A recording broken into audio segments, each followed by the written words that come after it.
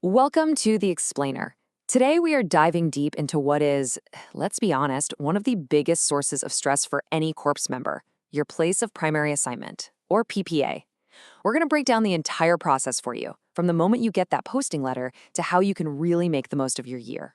And look, it is no exaggeration to say that your PPA is so much more than just a workplace. It really is the heart of your service here. The skills you pick up, the people you meet, almost everything comes down to where you end up. You could say your PPA is your NYSC experience. So, the big question is, are you ready? Because whether you're about to head to camp or you're already in the middle of your service, understanding how this whole system works, well, that's your single biggest advantage.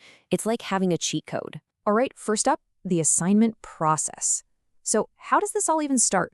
Let's walk through how you get that all-important posting letter in your hands. Okay, first, let's just get a quick definition down so we're all on the same page.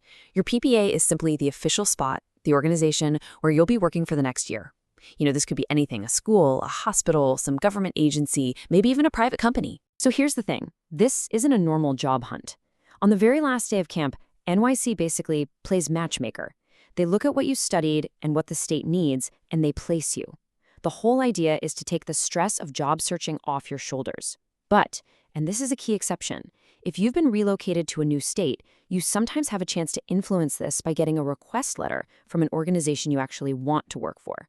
Okay, now let's talk about the part that causes the most anxiety: rejection. You've traveled all the way to your PPA, you have the letter in your hand, and they tell you no. It happens way more often than you think.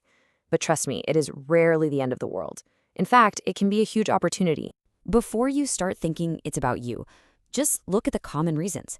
It's almost always about logistics. The place might not have the physical space, or maybe they don't have the budget to pay your stipend. Sometimes they just have too many core members already. It's about their capacity, not your capability. This right here, this is the exact mindset you need to have.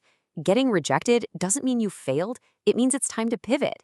It's that moment where the script flips and you suddenly get a chance to take control of your own story. And that's the secret weapon, right? That rejection letter actually frees you. It's your official green light to go out and find a placement that really works for you. Maybe one with better pay or in a location you prefer. All of a sudden, you're in the driver's seat. Okay, so let's move on to actually changing your assignment. How do you take control whether you've just been rejected or you're stuck in a PPA that just isn't a good fit? There is a playbook for what you can do next.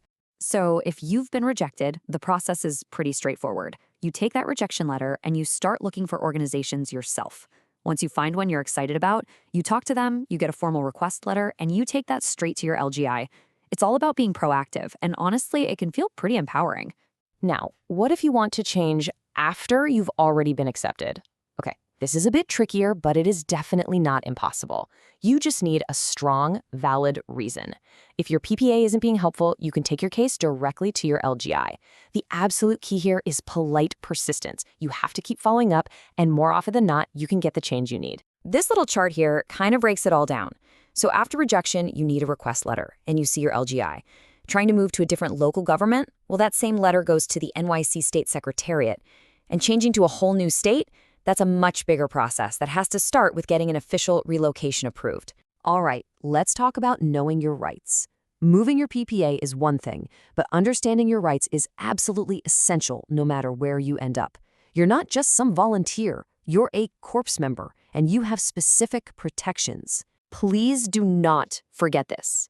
Your posting letter isn't just a piece of paper. It officially makes you a temporary member of staff at that organization.